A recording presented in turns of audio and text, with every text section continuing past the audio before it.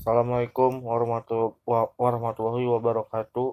Nama saya Anji Rizky Satria Putra dari kelas penulisan hukum E NIM 11710611269. Kali ini saya akan membahas jurnal saya yang berjudul Perlindungan Hukum Terhadap Anak dalam Konflik Israel dan Lebanon. Jadi ini inti permasalahannya sebenarnya adalah perlindungan anak dalam perang antara Israel dan Lebanon ya pada tahun 2006. Nah, jadi konflik Israel dan Lebanon itu pada tahun 2006 adalah serangkaian tindakan militer dan bentrokan terus-menerus di Israel Utara dan Lebanon yang melibatkan sayap bersenjata Hizbullah dan Angkatan Pertahanan Israel atau IDF atau singkatan dari Israel Defensive Force. Hizbullah merupakan organisasi Islam Syiah, ada yang pro-Suriah dan pro-Iran. Hizbullah mempunyai perwakilan di parlemen Lebanon dan ada yang menjadi menteri Lebanon. Nah, terus jadi latar belakang dari terjadinya konflik ini berawal ketika Hizbullah menyerang pasukan Israel yang menyusup ke daerah sekitar Aita al-Chab, Lebanon Selatan pada tanggal 12 Juli 2006 dan menawan dua tentara Israel. Tindakan penangkapan ini sejalan dengan rencana Hizbullah yang disebut sebagai Operasi Truthful Promise atau artinya tuh operasi janji yang jujur. Yang jujur ya.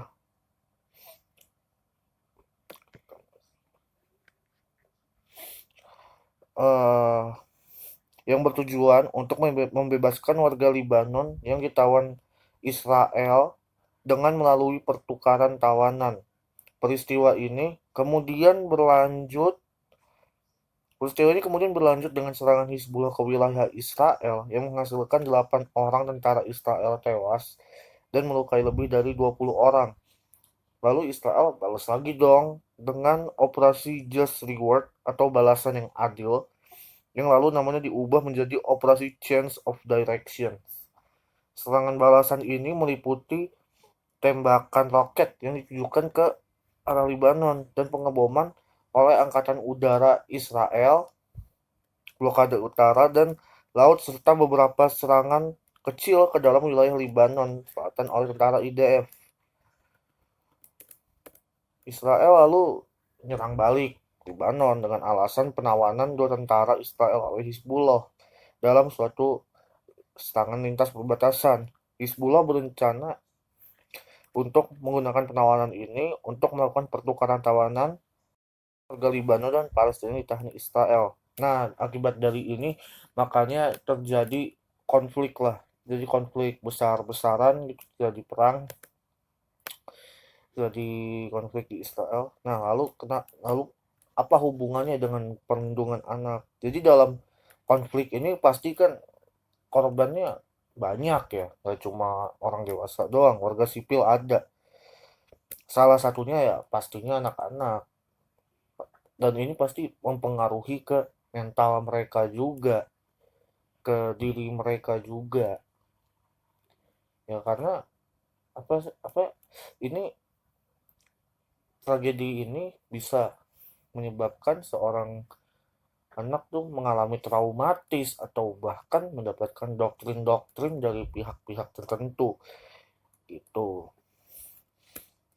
Nah, selanjutnya saya akan membahas perihal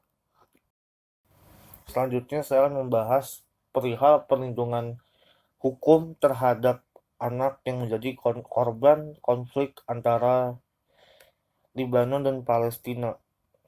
Nah, eh, permasalahan ini, perlindungan hukum anak terhadap perlindungan hukum terhadap anak dalam konflik ini sebenarnya pun sudah ditegaskan dalam Konvensi Jenewa 1949. Ya, Konvensi Jenewa 1949 yang yang tentang perlindungan umum. Dijelaskan bahwa anak-anak dapat dikategorikan sebagai orang-orang sipil yang tidak mengambil bagian dalam permusuhan. Anak-anak mendapatkan perlindungan berkenaan dengan penghormatan pribadi, hak kekeluargaan, kekayaan, dan praktek keagamaan.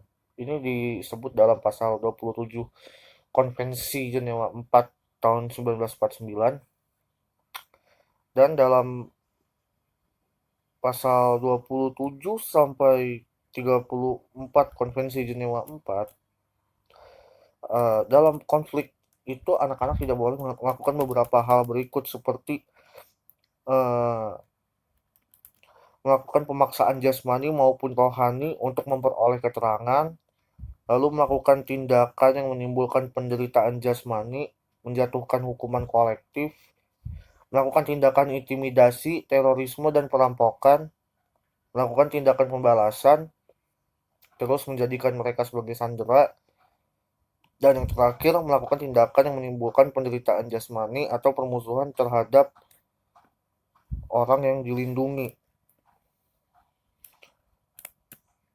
Tapi di sini ada juga sedikit hambatannya ya, akibat eh, adanya prinsip pembedaan atau distinction principle.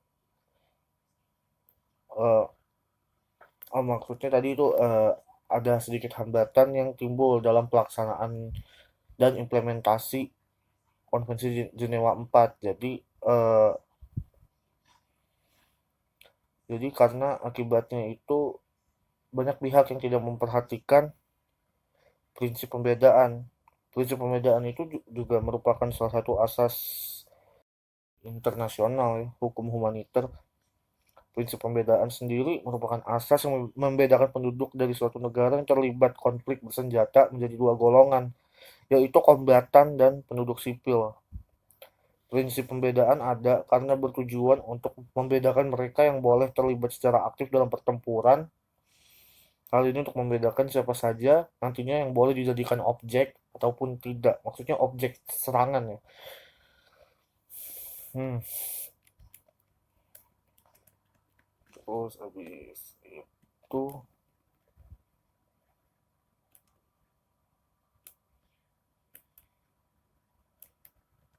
nah jadi intinya eh, perlindungan hukum terhadap anak dalam konflik bersenjata ini sudah ditegaskan ya dalam Konvensi Jenewa 4 tahun 1949. Ya, itu udah dibahas dalam pasal 1, 2, 14, 17, 21, 22, 25, 26, 27, 38 sampai 5 dan 50 di Konvensi Jenewa 4 tahun 1949. Tapi sayangnya ini masih banyak dilanggar ya, karena dalam perang sendiri banyak pihak-pihak yang tidak mengindahkan aturan, atau ya sudah serang aja abisin gitu, istilahnya mereka kayak buat dendam gitu kan, atau kayak buat merebut kekuasaannya gitu. Jadi ya sebenarnya udah ditegaskan di situ, tapi ya masih banyak yang itu yang tidak mengindahkan perihal masalah ini.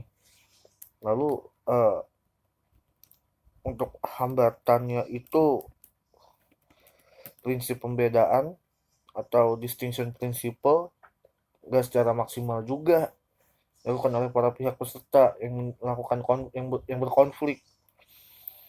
Ini dapat dilihat sih dari jumlah korban penduduk daripada jumlah para dari jumlah lalu yang terakhir itu yang merupakan salah satu hambatan adalah eh, lalu yang terakhir itu yang merupakan hambatan adalah tidak dilaksanakannya asas kepentingan militer atau kesatriaan dan asas kemanusiaan yang dilakukan secara seimbang oleh kedua belah pihak. Jadi ya di sini mereka ya sudah asal serang saja, asal hajar saja, tidak mengindahkan aturan perang yang ada. Pokoknya mereka melakukan segala macam pelanggaran yang mengakibatkan banyak korban, tidak termasuk korban. Sekian pembahasan mengenai jurnal penulisan hukum dari saya. Mohon maaf lebih kurangnya. Wassalamualaikum warahmatullahi wabarakatuh.